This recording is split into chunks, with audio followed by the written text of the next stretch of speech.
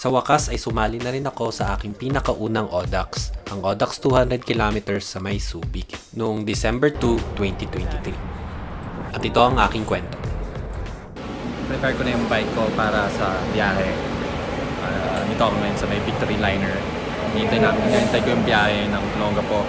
So, Olongapo, next stop.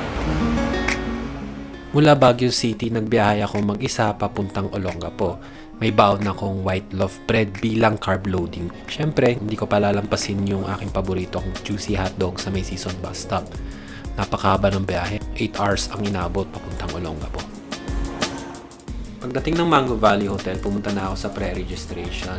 Doon nag-sign ako ng waiver at saka nagpa-scan ng QR code para sa verification. So, mukhang, toothbrush na ako. Gabi na.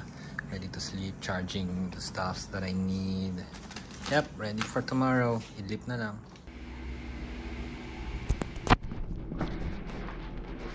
Okay, so, this morning, 2 o'clock. Kakatapos lang kumain. Preparing na rin kami papunta sa Mango Valley. Siya nga pala, mga kasama ko si Uncle Velo. Matagal na naming balak sumali ng ODAX. At dahil bihira kaming magsama sa mga rides, itong ODAX na ang pagkakataon namin magkasama. You may use that now.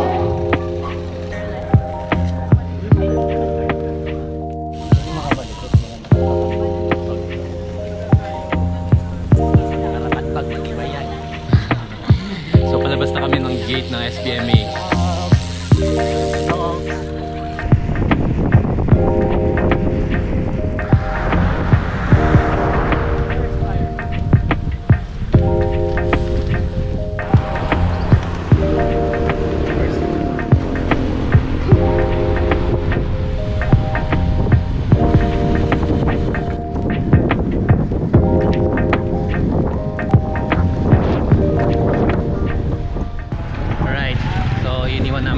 Checkpoint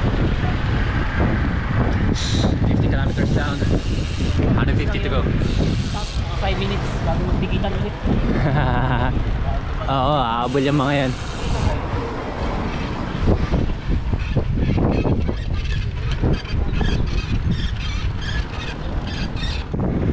Yan yung araw, 61 kilometers, 24 minutes. Running 28 to 30 kilometers lang. 60 lang ang pacing. Medyo may headwind kaya hindi namin kakalaban. Ang plano namin ay bilisan sa unang parte para makalayo kami at makaiwas sa init. After nun, nag-comfortable pace kami para meron kaming lakas para sa buong ride. Napakalakas din ng headwind kaya hindi namin to nilabanan. Pareho kami ni Uncle Belo na gravel bike ang gamit namin. Sa buong ride, lawag bis akong namangha sa kagandahan ng kapaligiran.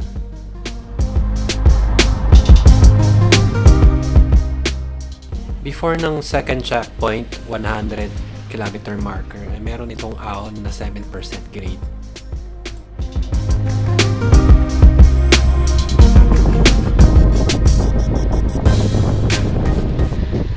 Second checkpoint, sa Mansinloc. Next target, fill up lang kami ng mga tummies. And the heat is on. After ng second checkpoint, nakahanap kami ng karinderya at doon kami kumain para meron namang laman yung aming tiyan. After nito, doon na rin magsisimula yung mga iba-ibang challenges sa daan. Sa iba na kami, 6:27 sa aming elapsed time, 136 kilometers. Medyo okay pa kami, fresh. Doing it right.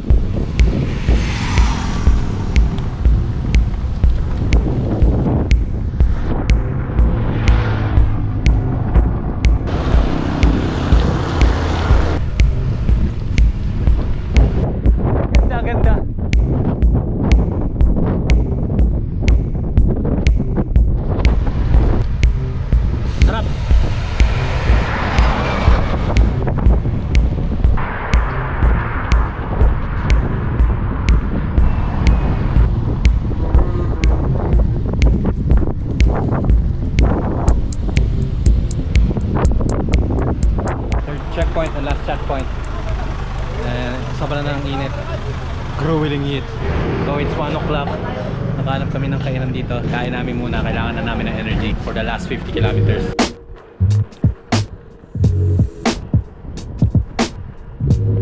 Ayan.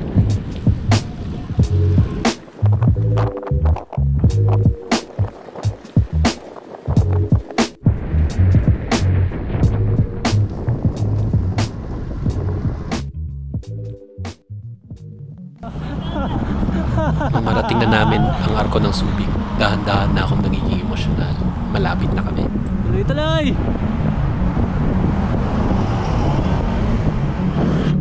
Subic! Okay. 4.8 kilometers. One last ahon. Dahan-dahan na naming nararamdaman na yung katotohanan. So, anyways. Pwede lang kami ng adrenaline. Sumipa yung SIS kahit pa paano. Puro palusong na to. May isa pa? May isa pa daw. Napakaganda ng arangkada namin dito sa huling climb. At napakasaya na namin dahil malapit na naming ma-accomplish ang challenge na to. Sa mahigit na isang buwan na pag-eensayo, sa lahat ng Divine Providence, sa magandang pagsasamahan namin ni Uncle Velo, ito na mararating na namin ang tagumpay. Nice doing this one with you. So, after 34 hours, we did it. Oops, malakas pa yung hangin.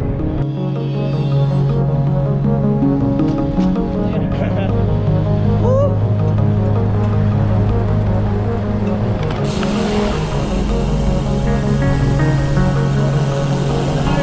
Thank you, Lord. Okay, papaano lang kami? Papa-scan. Opo, hindi po sa Mango Body. Sa loob. Opo. Nagkabit ko ng medals. Yes. So, ayun. That wraps up our... Kamuti pa. So, that wraps up our Audax 200 experience. Finished strong. We came, we saw, we conquered. Maraming salamat sa mga nag-well wish sa amin, saka sa mga support namin. See you, bye!